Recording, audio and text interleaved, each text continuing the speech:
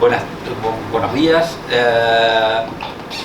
Hoy nuevamente en el ECOSOS, en el ciclo de seminarios, tenemos hoy la presencia de Pedro Cuadros, que es profesor en CUNEF, y nos va a hacer una presentación de un working paper que tiene justamente sobre el tema de supervisión bancaria y riesgo crediticio.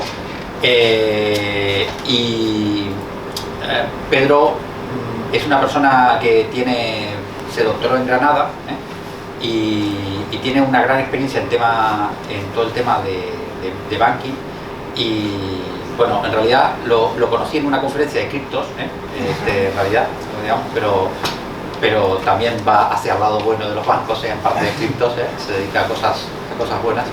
Y no, la verdad que tiene un currículum, la verdad, espectacular, pues súper joven, pero ya es IP de 2 proyectos nacionales.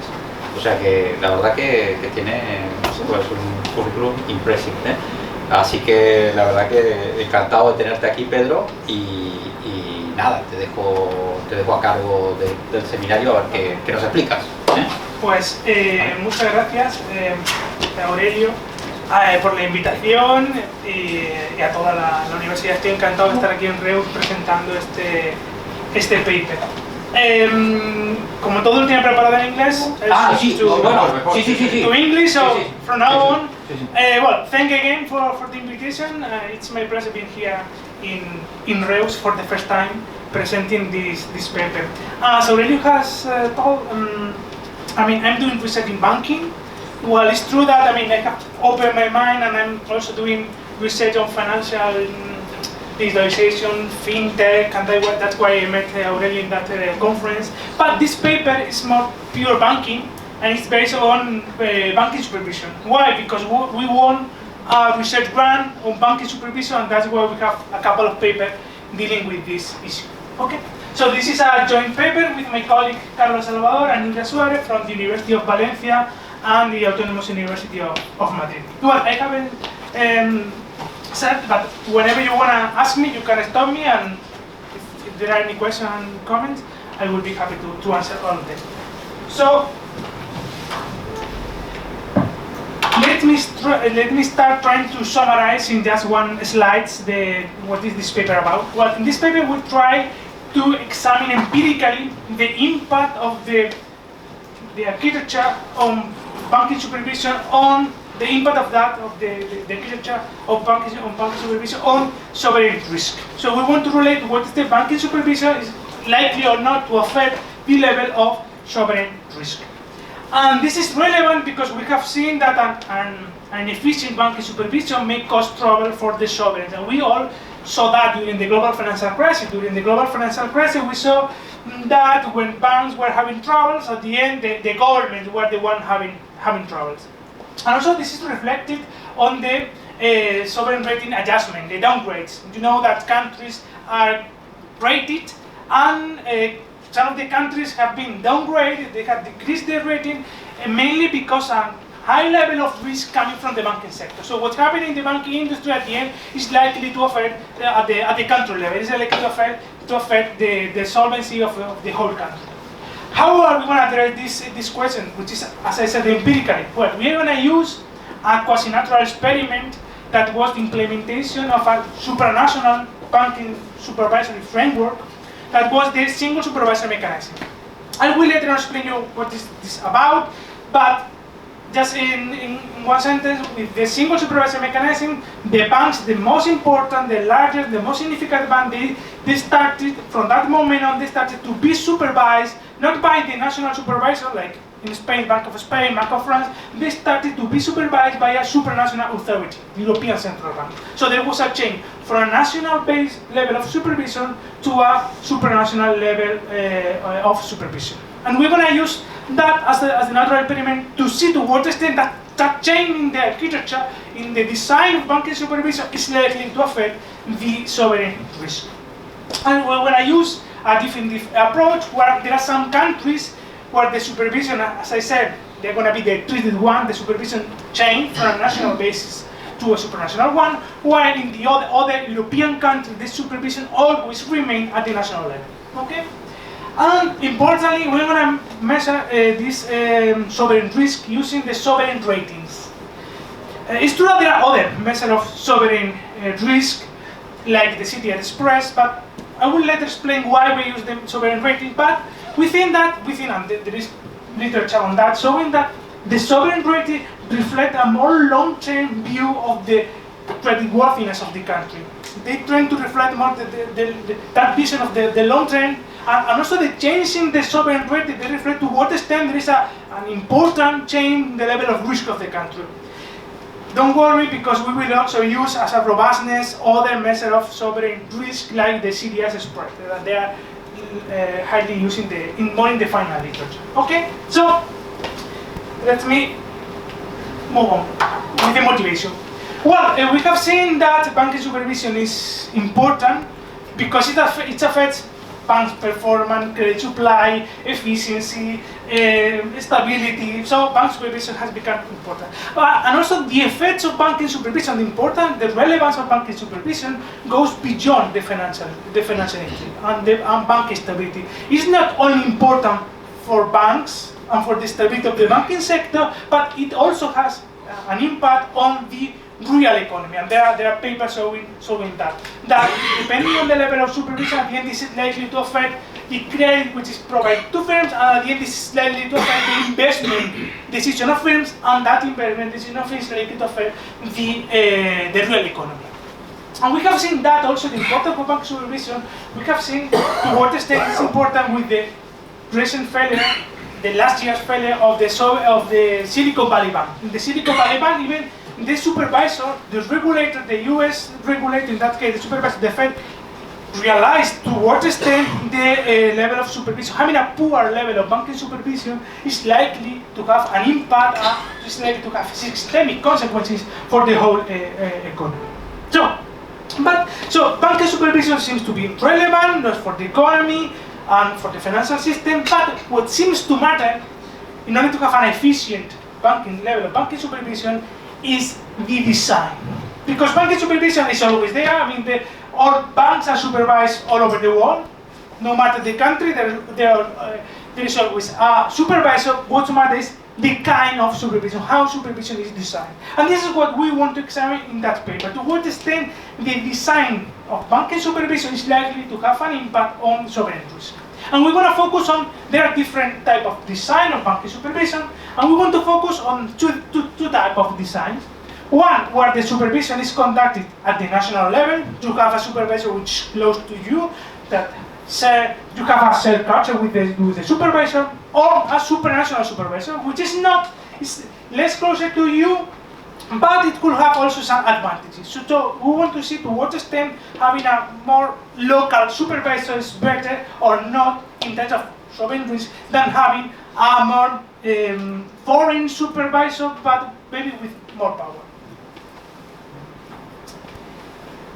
Well, but before starting, we need to motivate why banking supervision is likely to affect sovereign risk. And we have seen that, well, the first step will be, okay, we have seen that banking supervision affects bank stability. As I said, the global financial crisis has revealed that nexus between the banking sector and the sovereign. And then there are also papers showing that when banking supervision is more intense, with banking supervision is better done by the supervisor, that results in a reduced risk-taking behavior of banks, and also, importantly, banks are less likely, and the banking sector is likely to be in distress. So, banking supervision seems to affect the bank stability. In order to go on with that argument, we have also plotted some empirical evidence from the OECD countries trying to relate to what extent the level of banking supervision is related to the stability of the banking system.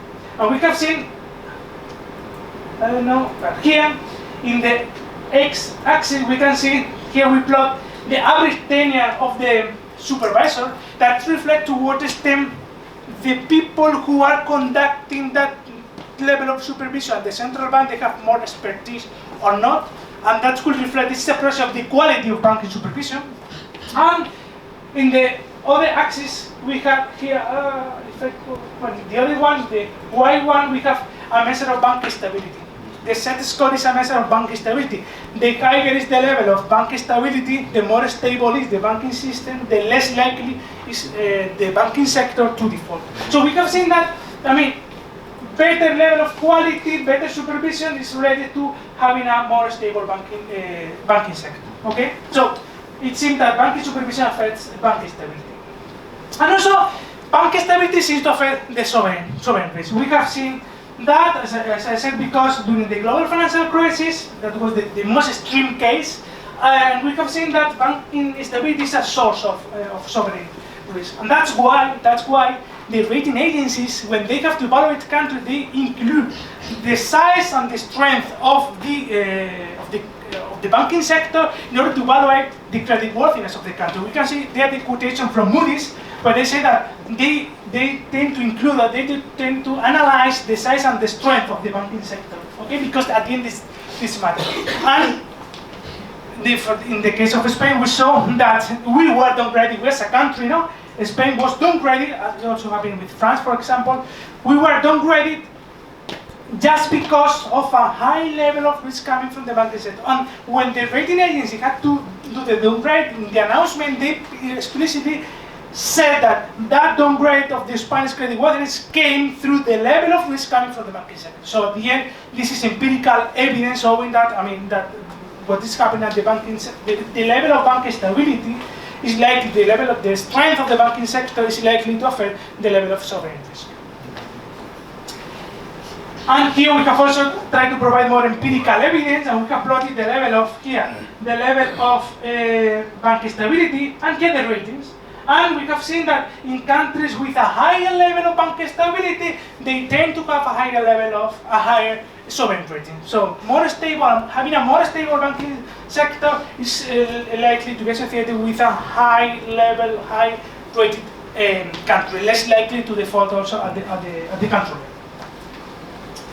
So we think that this paper aims to contribute to two main fields of literature. First of all, it's aiming to contribute to the literature on the architecture of banking supervision, trying to provide empirical evidence of an optimal design of banking supervision, at least in order to mitigate sovereign risk.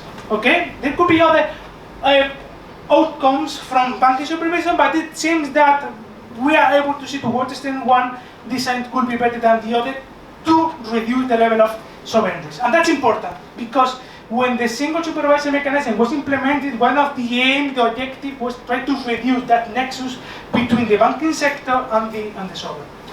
And then secondly, we try to also to contribute to the sovereign risk literature, showing that the level of supervision is impacting the level of sovereign risk. So we contribute to the field of literature.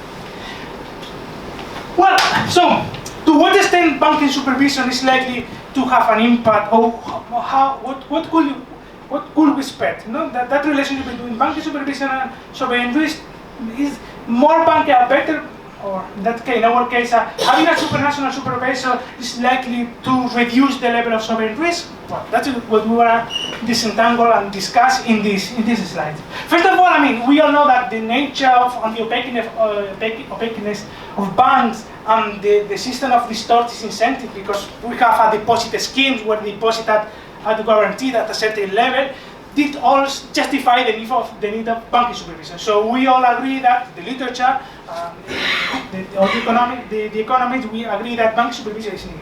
But the question is, to what extent having a national supervisor is better than having a supranational supervisor, just for the case of a sovereign risk? Well, there are two different views, and the papers in the literature, they have pointed out that there are trade-offs. There are some papers that they have argued that having a supranational authority, having a European Central Bank supervising banks from so many different countries, is likely to reduce the level of sovereign risk. Why? Well, because a large central authority could be more efficient in handling information. Also because it could maintain the level playing field by having a more standards, having a consistent supervisory standards, having less room for regulatory arbitrage. We have seen that when the supervision was at the local level, the supervisor could have different approaches to to the supervision, and that could reflect. You could be more less stringent when you are supervising banks which are closer to you. Also because, I mean, you could create synergies because you are supervising different banks, and that allows you to have information advantages, and that could create synergies for you. And also because national supervisors, they tend to be biased when they have to deal with cross-border banks, which tend to be the largest banks. Why? Because at the end, I mean, you tend to, those cross-border banks, which are quite important for you, you tend to protect them. I mean, the case of, let's go to the case of Spain. When you are the Bank of Spain, for you, Banco Santander is quite important. So you want Santander to go well, because at the end this is likely to affect the economy, or the whole function of the economy. Why? Because it's one of the banks that is providing a lot of credit. So you could be like stringent on that level of supervision, just to be sure that that bank is operating, having the profit that the bank needs in order to go on with that level of providing that level of. So when you have those quarter banks, I mean, the level of the supervision will be more biased than when it is done nationally. You have a more holistic view. No, the view is more from an upper side. So all these people will suggest that a supranational supervisor will lead to a lower level of surveillance. But there are trade-offs, and there are other people that they say, true, that's true. But I mean, the supranational supervisor could have an imperfect knowledge. Why? You are closer to the banks, and you may know the culture. The culture affects. There are papers on that. The culture affects the way in which bank operates. So if you are closer to the banks and you know the culture, you have better information. You have information advantage, as Collier is suggesting. Also, I mean, when you divide the powers, I mean, you are less likely that the supervisor is captured by the different lobbies. There are different lobbies that they tend to capture the supervisor. So when the powers are divided across different supervisors, it's less likely to be captured. Right now we have the European Central Bank, so if there is a lobby trying to capture the supervision of the European Central Bank, I mean, you are going to have an impact on more banks. And then also because this other paper, which is the last one that conducted in US, they say that as the physical distance increases with the bank and the supervisor, it does the level of risk-taking behavior. So the banks tend to be more risky when the supervisor is less close, is far away. So at the end, there are two different ways in which supervision could affect sovereign risk. One said that it could increase, while the other one said that having a supranational supervision could decrease. At the end, it seems to be an empirical question, and we want to address this question empirically, using that national experiment that was the implementation of the single supervisor mechanism. This is going to be the experiment, so maybe you all know about that. So if you know, please let me, and I can move forward. From 2014, the level of supervision in Europe, in the euro area, changed. Before that, before the SSM, all the banks, no matter if they were significant or less significant, they were supervised by the national supervisor. In our case, we have Banco Santander, CaixaBank, two different banks, but all of them they were supervised by a national supervisor.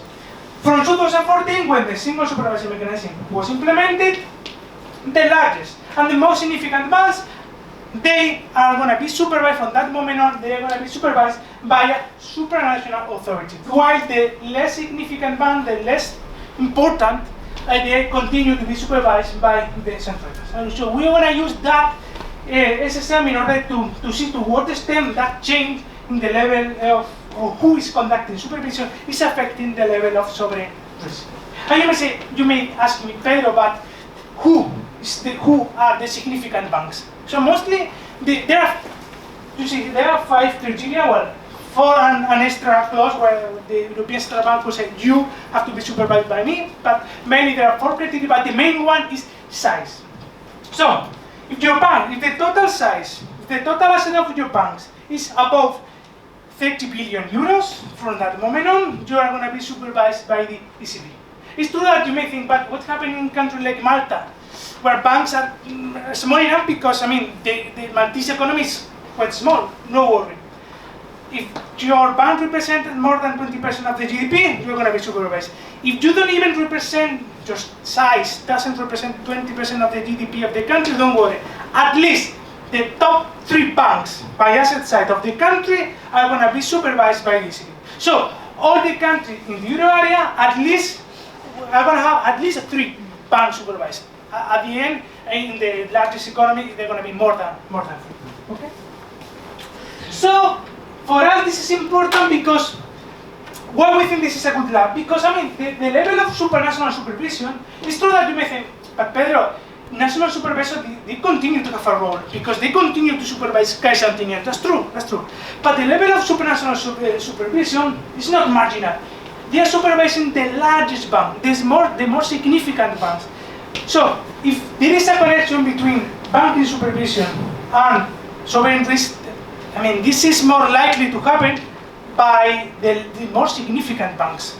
If there is a default in cash and tenure, it's having consequences for the real economy, maybe for the regional economy, for sure, but for the whole country, it's less likely. But if something happens to Santander, we have that too big to fail, no? That's saying that this is likely to affect. So at the end, what we have seen is that the level of supervision that moved from a national basis to a supranational one was the supervision of the largest, most significant banks for whom a deterioration in their financial health is more likely to have an impact on the sovereignty. So from that point, that's good for us. And also second, I mean, no politician, no authorities, no one could choose if I want this bank to be supervised by the European Central Bank or not. You have that criteria, so, and even the countries, the politicians, they could not choose to what extent I want to have more banking assets supervised by an European Central Bank or by my national bank. So no kind of endogenous decision made by any political structure. Yeah. Oh, okay, I was going to ask you this. Can you, yes, with the microphone, because they're online, performance. Okay, so now you're making a point that the treatment, the assignment to the treatment is exogenous, but still these banks are very different. The supervised, I mean the significant banks from the other. I guess that you will control for size as well, but can you also tell us about the behavior of these 2 types of banks before so were they behaving differently in terms of these ratings? So in other words, the parallel trends, no? Oh, thank you very much. I will go for that in a couple of slides. Let me just here at the end with I'm looking, first of all, right now what I'm looking is at the sovereign risk, which is at the country level. So my regression are going to be at the country level. So here what I'm comparing are countries, we have 31 European countries, some countries, let me move to front here. In the treatment group, right now what we're going to have countries where the supervision move through a supranational supervision, while other countries where the supervision remain always at the national level. Other European countries like United Kingdom, Norway, Poland, Denmark, okay? So in United Kingdom, Barclays was always supervised by the Bank of England, okay? Then you're making the argument about the banks, because at the end we're gonna, the second step of the paper, which is the mechanism. Why this is having an impact on sovereign risk, and this should be through banks' behavior. So then when we're going to examine at the bank level, we're going to do 2 different comparisons. The first one, we're going to compare Banco Santander versus Barclays, 2 significant banks, in order not to have that difference on size, okay? To see 2 banks that they are large enough to be supervised by a supranational authority. But the point is Barclays is not supervised by a supranational authority because there is no supranational authority there. So we are going to compare Santander versus Barclays, and then we're going to also compare Santander versus CaixaBank. For us, the most important comparison is the first one, because we're comparing more homogeneous banks. Okay? But also, I mean, when we compare Santander and CaixaBank, we can also see to what extent moving, being assigned to the treatment or not, that also affects the level of, if that change of behavior. So can I ask you again a clarification question, because I didn't understand that so your regression is at the country level. What is the dependent variable? the sovereign rating of the country. of the country. Yeah, but within a country you have both types of banks. So it is in the treatment if you have banks that are supervised by this supra authority. Yeah. Right. So in Spain we have banks that are supervised by this supra authority and others that are not, that are supervised by the Banco de España. Yeah. But Spain will be a treated. Yeah. Okay, I see. Thank you. In the treatment we will have a dummy 0.1, and we also have the percentage of the percent of total banking assets which are supervised by the European Central Bank or not. So to what extent to address that question, it's not just it's important to be or not in the treatment, but to what extent you are in the treatment. How much of your banking assets are supervised by ECB or not? So we also have. That is a control. No, we have. Let me move forward a little bit just to address it. So we have here two. We have what? We have the dummy 0.1, okay, and then we go also a continuous treatment, which is the ratio of total bank asset under the SSM. So this is telling you to what extent you have more or less banking supervision. The intensity. But we also at this point, what matters is that the largest and the most significant banks that are the one that if something is affecting from the banking sector to the sovereign risk, it's likely to be through the most important banks. As I said, CaixaBank is not large enough in order to deteriorate the country, the credit worthiness of the Spain. Santander, yes, and we saw that during the global financial crisis. But that's why we also have that continued variable. But you may think, but Pedro, are there those countries that were similar across them? So the first thing, before the SSM, let's try to see to what extent those countries were homogeneous or not. So there we have some macroeconomic, financial, and banking characteristics across groups of countries. And we have seen from the details, which is never larger than 1.96, which will be the 5% value, we see that those countries, those countries, they were similar across the GDP growth, the employment rate, the banking credit to GDP. So before the implementation of the SSM, what I'm saying that the group of countries which are in the treated groups are going to be similar to the group of countries which are in the control group. Okay, that's addressed to understand the parallel trends. Okay, so that's something which is important. But you think, yes, Pedro, they are similar countries, economically similar, but the supervision that was conducted before the SSM was similar, and we also address that by trying to see that there are several characteristics of banking supervision to see to what extent the level of supervision that was conducted between Bank of Spain and Bank of England was similar, okay, because I could have a different rating because Bank of Spain was conducting a different level of supervision rather than Bank of England. So the level of supervision ex ante was similar.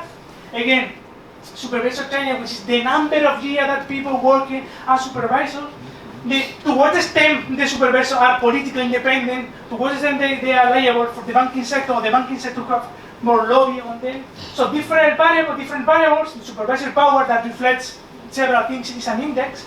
And we have seen that the banking supervision, the supervision that was conducted before the SSM was similar across both group of countries.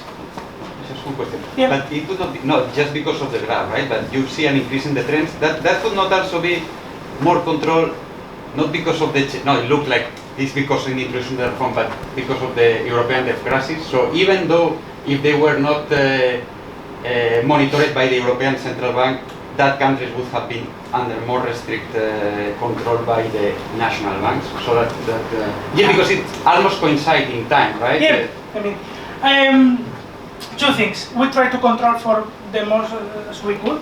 And you can see here the time of the controls that we have there. They are the typical controls that are used in the sovereign rating literature.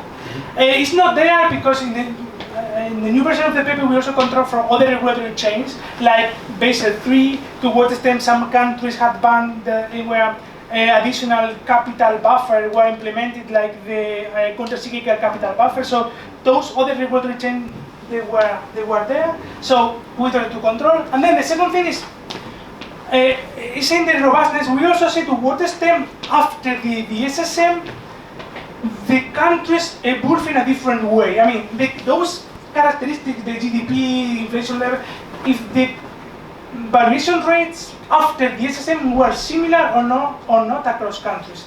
And they were similar. So it's not that I'm having a higher level of sovereign rating after the SSM because I'm performing better than you. So the changes were similar, so it seemed that it's not driving by being better on those characteristics. But it's true that this is one of the flaws of the paper. I have to acknowledge that so many things were happening at the same time at that moment. So that's why I didn't have to go at the banking level, at the bank level. So at the country level, so many things. At the bank level, you can try to control better. But yes, this is something that... the parallel trends.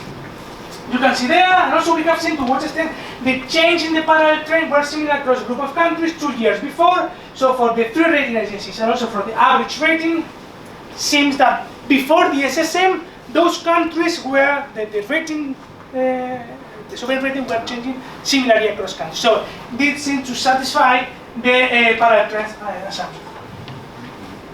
And then this is going to be this is the typical two-way fixed effects estimate of a definitive approach. As I said, our main measure is going to be the sovereign rating. Why? Because it reflects better the long-term view of the sovereign risk, and only the perceived and permanent component of credit quality change is going to be reflected there. The CDS spread, they reflect more what the investor think about the risk of the country. And importantly, those ratings, they also incorporate some qualitative sources. So that level of the investor, what investor think about the risk of the country is also there. Anyway, we have also done the same analysis using the CDS spreads at the country level and at the bank level, and the result holds. Okay, but we think that this is a long-term change in the level of supervision. It's not something that could go back if it's not going well. So it's a sufficient change that needs to be reflected in the long-term view of the risk of the country. And those sovereign ratings tend to reflect better that long-term view of the creditworthiness. And then, as I said, 2 different ways of making the treatment: the definitive term, a dummy one, and a continuous one. Okay? And then the typical control that we use in the sovereign rating literature. And then we also have, importantly, we also are including time and country fixed effects, okay? Which is important to observe those invariant changes in the creditworthiness of the country. What do we observe? That in both cases, using the dummy and the continuous treatment, sovereign rating are higher for those countries where significant banks are supervised by a supranational authority. So it seems to have a higher rating, which is the same having a lower level of sovereign risk. We have tried to quantify to what extent this is significant or not.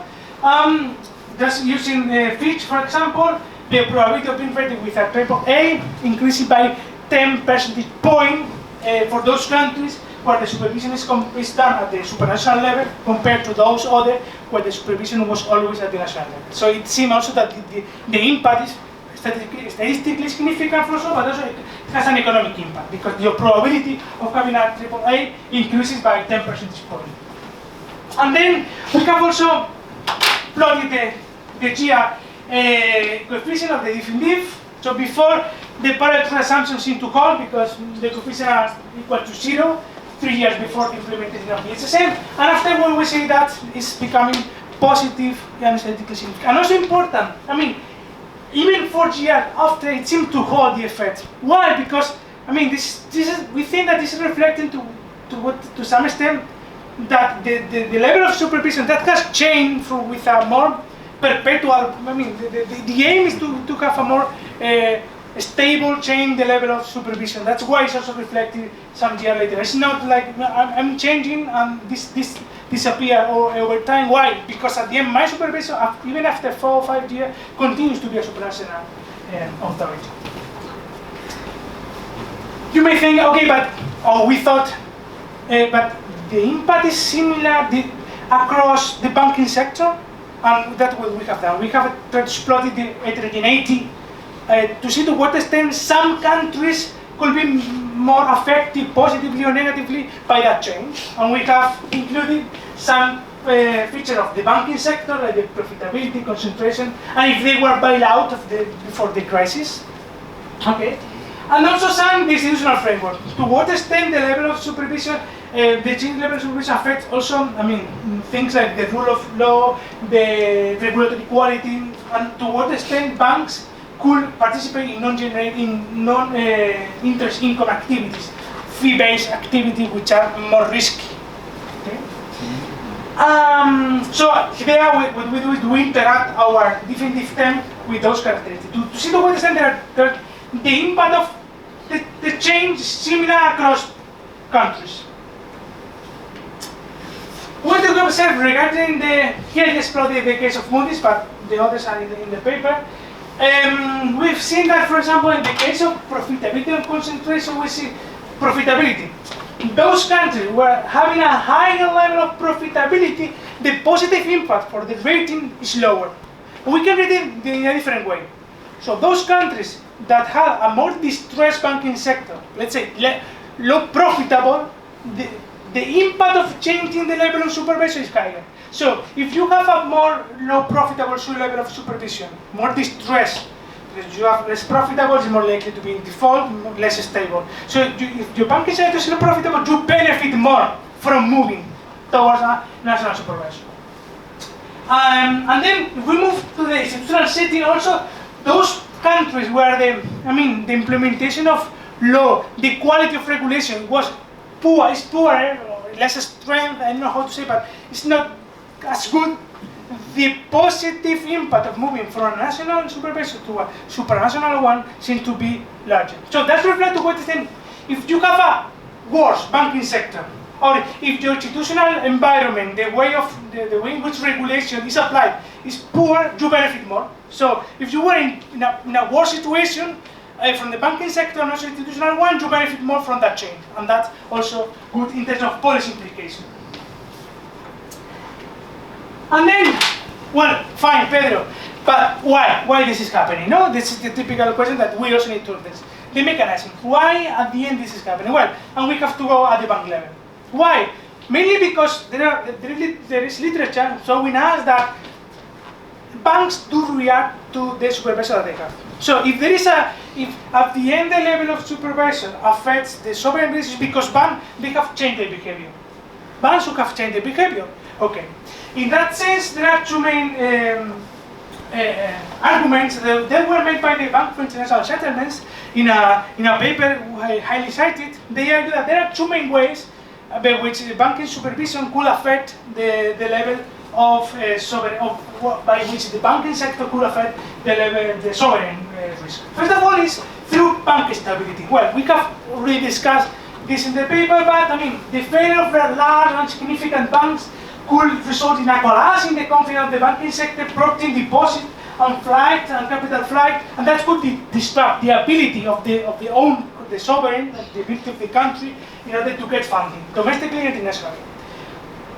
That also happened, and there is another way of seeing that in the importance of banking stability, but also the likelihood of having to rescue bank. At the end, if your banking sector is less stable, banks are going to be more likely to default, and you will be more likely to bail out them. That's what happened in the crisis. So if you have to bail out banks, that means that your balances, the public finances, are more likely to be deteriorated. Why? Because that's what happened in Spain. You have to use public debt in order to bail out banks, so at the end, a larger level of indebtedness, at the end, is having a negative impact on the sovereignty. So if we see that banks are more stable after they change the level of supervision, this is likely to reflect, this is likely to be the way in which sovereign risk is affected. So one is through banking stability. We would expect that more stable and resilient banks will decrease the risk for the sovereign, and then secondly, the credit stability. Credit is quite important for the economy. But the point is that if we have a lot of credit, we may think that's good for the economy or not. An excessive level of credit could be used in order to create bubbles. And we also see that before the global financial crisis, there was a lot of credit, and excessive level of credit, could have negative implications for the economy. But having a lower amount of credit, that's also a fact, because firms could not, also here in our setting, which is Europe, firms could not invest, and they are restricted, and that's affect the economic growth because of, they are restricted, financially restricted. So to what extent what matters seems to be to have a stable source. It's like a tap. You open the tap in your house, and you need to have a stable source of funding, of credit to the economy. A large one, and excessive growth is bad for the economy, but having no funding is also affecting negative. So at the end, the stability of the credit seems to be what affects it's important for the well functioning of the economy, and that's what we're going to examine now. And then we move at the bank level, okay, and at the bank level we're going to do two comparisons, as I said before. First of all, let's try to compare banks that were in the treated group versus banks that were in the control group. We want to compare significant banks, large banks that were in the treated group with banks that, if they were in the treated group, they would be supervised. Barclays. If Barclays were European and Bank of the European Union, for sure they will be supervised by the ECB. So we have two banks that are similar across each other. And then we're also going to compare the bank just within the SSM, banks that move from the national supervisor to the supranational one, while other banks that they remain always at the national level. Sorry, but yeah. One clarification question on that. So Sweden was in the control group, as I saw. Are there Swedish banks that were supervised by the supra? Yes, and they want to be in the first comparison. The first regulation we want to compare. So here it will be treated. Here it will be treated. No. The treated one in both cases. The treated one are going to be significant banks from countries where the supervision was conducted at the supranational level. So that happens. In Sweden, no banks were treated. Yes, no banks were treated. Okay. And that, even though they are significant banks. Yeah. Yes, and we're going to use those large significant banks. That large Swedish banks are as our control in the first regulation. They're going to be the control one. Just to clarify, now the dependent variable, of course, is which is the dependent variable. The dependent variable is going to be, in order to measure the bank stability, we're going to have the set score, which is the and then also we have the log of the impairment shares and to equity. That's also reflect to losses. To 10. That's for the first channel, and then simply for the second channel, it's going to be the standard deviation of loan. It's the volatility. So you don't want to have a higher level of volatilities. You have a less stable source of funding to the banking sector. So let me ask you. I know that this is from before, but so then what was? Can you please remind me what was the SSM rule? What it was at the country level in the end, even though it was significant banks, but it was at the country level. So why Sweden, for example, was not participating, but Spain was? Because it's obvious, no? But Sweden, for example. Because it was the single supervision mechanism was done at the euro area level. So Sweden was not in the euro area. So that's at the end we're comparing countries that were in the euro area with countries that were outside the euro area. That's true, but at the end they were similar.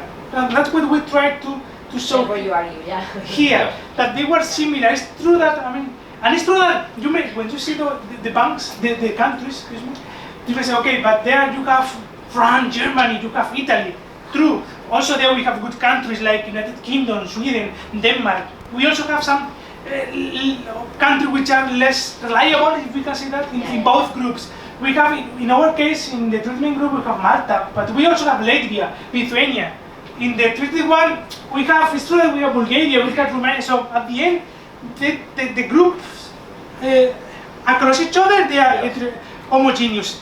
Within, there are always different. You can always do robustness and drop, some countries or make them so similar. Yeah, that's what we, for example, we have excluded the PIGS one, the Portugal, Italy, and we have nothing. And we have also excluded because here we have the.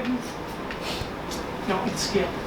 We have the because among the 31 we have some countries that are in the Euro area, but in the EU, like United Kingdom. But we also added Iceland, Norway, Switzerland. They are not even in the EU. So they are also removed from the regulations, and everything seems to go. So let me, because I'm running out of time. So in both cases, so here, as I said, the bank stability is going to be measured through the set score and the losses, bank losses, and the credit stability through the standard deviation of loans. So in both cases, you see in both cases, but what matters for us is more the first regression.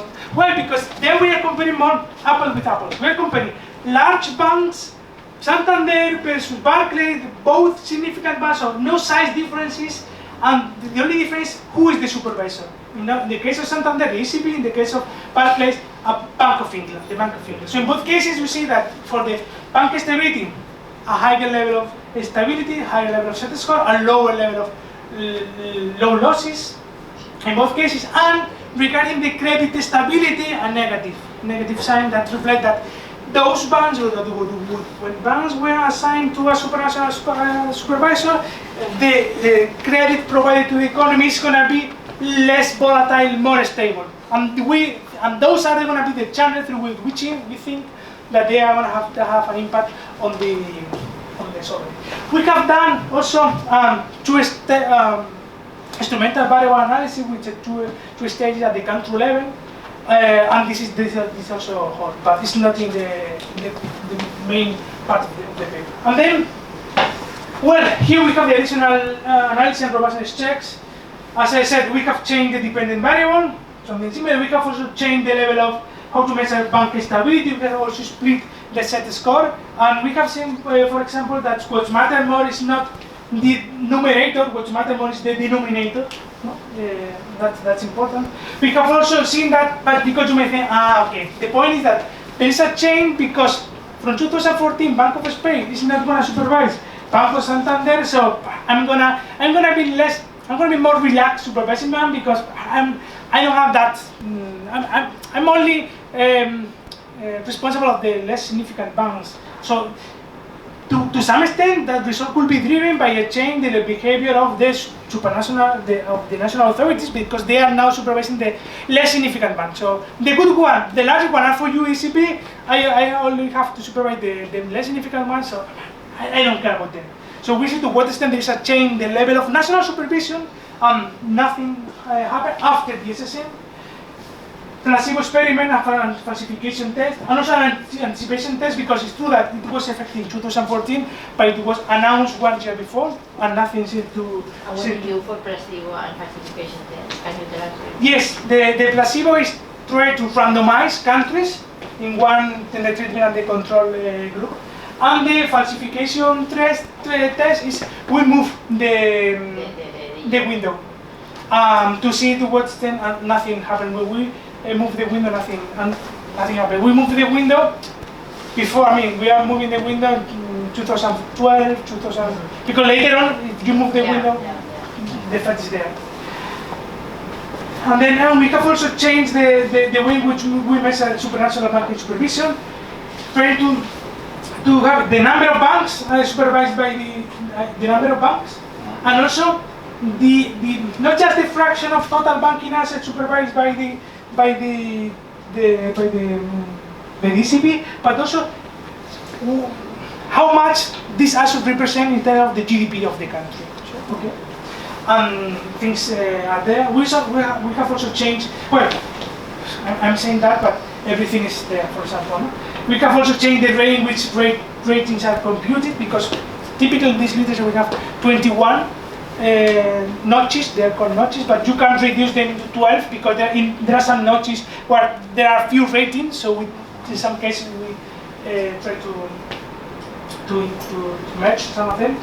I haven't said, but our dependent variable is forward one period. So it's here and then. Here you can see the sovereign rating is for 1 period in order to avoid endogeneity. This is also a standard in the literature, and also because you rate the countries, but you need to have the information.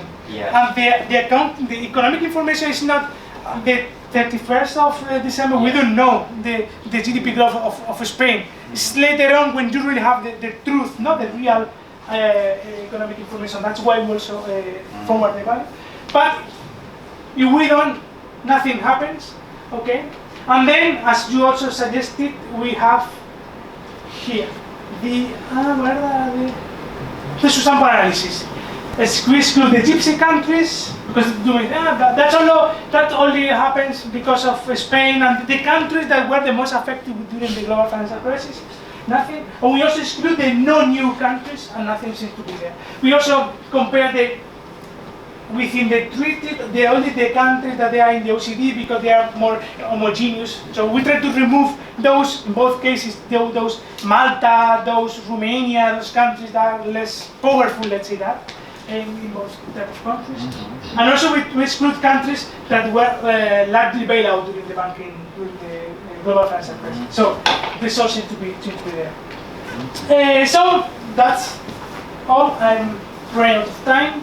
So this paper trying to analyze empirically the impact of the architecture of banking supervision on the sovereign risk and using the sovereign ratings.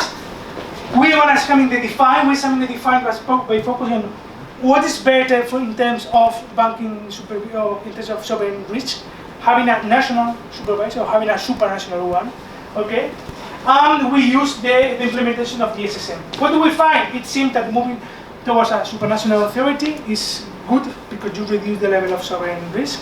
This is a wonderful result for the European Central Banks, and that's what this was implemented. That was one of the aim of that policy change in order to reduce that linkage within the banking sector. We also see that the characteristic of the banking sector seem to affect. So if you are moving, if your banking sector is more distressed, less profitable, and also if the institutional setting was more poor before the implementation of this, the impact is going to be higher for you. And we have seen that it's mainly the banking stability channel and also the credit channel. The credit one there we have also I have already included the banking stability channel because the credit stability channel is just something that we have just included in the latest version of the paper because we are still working on it. And it seems that the result rose after a bunch of robustness. As I said, the paper is a working paper. We are working on it. So any single suggestion that you may have or any robustness that you may think it could be useful for the paper, please, it will be more than happy to take it. So thank you very much. Thank you.